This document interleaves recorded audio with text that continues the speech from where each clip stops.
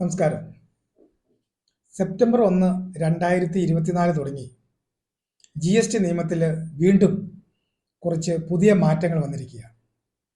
ഞാൻ ഈ വീഡിയോയിൽ നിങ്ങളുമായിട്ട് ഷെയർ ചെയ്യുന്നത് 7 പ്രധാനപ്പെട്ട മാറ്റങ്ങളാണ് സെപ്റ്റംബർ മാസം 2024 തുടങ്ങി നിലവിൽ വരാൻ പോകുന്നത്. ഒന്നാമത്തെ ഒരു ചേഞ്ച് GSTR 1 ടേബിൾ B2CL, അതായത് ലാർജ്. ഇവിടെ സപ്ലൈ വാല്യൂ 1,00,000 കൂടുതലാണെങ്കിൽ സെപ്റ്റംബർ മാസം മുതൽ ഇത് സെപ്പറേറ്റ് ആയിട്ട് ഡിസ്ക്ലോസ് ചെയ്യേണ്ടതാണ്. ഇതുമൂലം ഹൈ വാല്യൂ ട്രാൻസാക്ഷൻസ് ഉള്ള കാര്യങ്ങൾ GST നിയമത്തിൽ എളുപ്പത്തിൽ ട്രാക്ക് ചെയ്യുവാൻ GST ഡിപ്പാർട്ട്മെന്റിന് സാധിക്കുകയാണ്.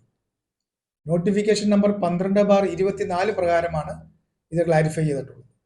രണ്ടാമത്തെ മാറ്റം GSTR 3Bയിൽ ടേബിൾ നമ്പർ 3 ഇനി മുതൽ ടാക്സ് പെയർക്ക് ഈ ടേബിളിൽ നെഗറ്റീവ് ലയബിലിറ്റി വന്നാൽ അത് റിപ്പോർട്ട് ചെയ്യുവാനുള്ള സംവിധാനമുണ്ട്.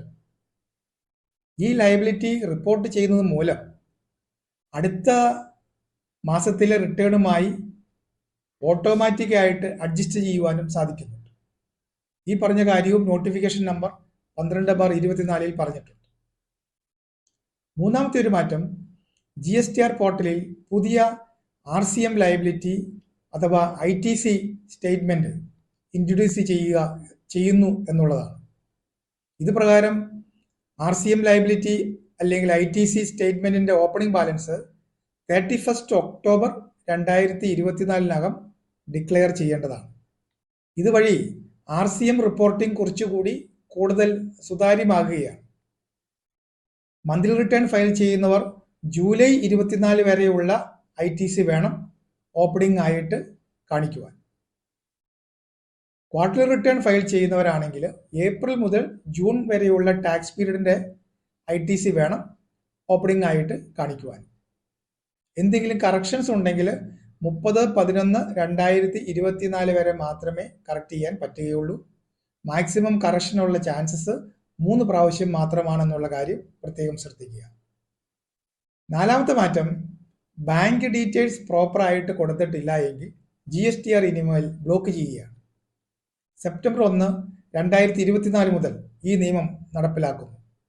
ഇതിന്റെ ചുരുക്കം GST രജിസ്ട്രേഷനിൽ അവരുടെ ബാങ്ക് അക്കൗണ്ട് ഡീറ്റെയിൽസ് ആഡ് ചെയ്യാത്ത പക്ഷം ഓഗസ്റ്റ് 24 മുതലുള്ള GSTR 1 ഫയൽ ചെയ്യുവാൻ സാധിക്കുകയില്ല.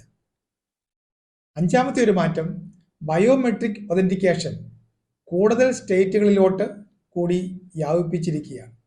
2 പുതിയ സ്റ്റേറ്റുകൾ കൂടി ഇപ്പോൾ നിലവിൽ വന്നിട്ടുണ്ട്. ഫ്രോഡ് രജിസ്ട്രേഷൻ തുടങ്ങിയവ ഒഴിവാക്കുവാൻ വേണ്ടിയാണ് ഈ അറേഞ്ച്മെന്റ്സ് നടത്തിയിരിക്കുന്നത്. 53ാമത്തെ GST കൗൺസിൽ മീറ്റിംഗിൽ എടുത്ത തീരുമാനങ്ങളും ഫിനാൻസ് ആക്ടിൽ വന്നിരിക്കുന്നതുമായ ചേഞ്ചസും 54ാമത്തെ GST കൗൺസിൽ മീറ്റിംഗിന് ശേഷം മാത്രമേ നോട്ടിഫൈ ചെയ്യുകയുള്ളൂ. ഈ മീറ്റിംഗ് നിലവിൽ തീരുമാനിച്ചിരിക്കുന്ന തീയതി സെപ്റ്റംബർ 9, 2024. ആറാമത്തെ ഒരു മാറ്റം 2023-24 GSTR 9-ഉം 9C-യും സെപ്റ്റംബർ മാസം മുതൽ GSTന്റെ പോർട്ടലിൽ ആക്റ്റീവ് ആകും. അതായത് ആനുവൽ റിട്ടേണും റെക്കൺസിലേഷൻ സ്റ്റേറ്റ്മെന്റും നമുക്ക് ഫയൽ ചെയ്യാനുള്ള സംവിധാനം പോർട്ടലിൽ തുറന്നു കിട്ടുമെന്നാണ് ചുരുക്കം. ഏഴാമത്തെ ഒരു മാറ്റം GSTR 1 ഫയൽ ചെയ്തതിന് ശേഷം എന്തെങ്കിലും മിസ്റ്റേക്കുകൾ വന്നിട്ടുണ്ടെങ്കിൽ അത് കറക്റ്റ് ചെയ്യാവുന്നതാണ്. ഇതിനു വേണ്ടിയാണ് GSTR 1A ഇപ്പോൾ പോർട്ടലിൽ ലഭ്യമാണ്. അത്തരം കറക്ഷൻസ് ഉള്ളവർ ആ മാസത്തെ GSTR 3B ഫയൽ ചെയ്യുന്നതിന് മുൻപ് ഈ പറഞ്ഞ GSTR 1A ഫയൽ ചെയ്തിരിക്കണം. ഇതാണ് സെപ്റ്റംബർ 1 തുടങ്ങി GST നിയമത്തിൽ വന്ന പ്രധാനപ്പെട്ട 7 മാറ്റങ്ങൾ. Thank you.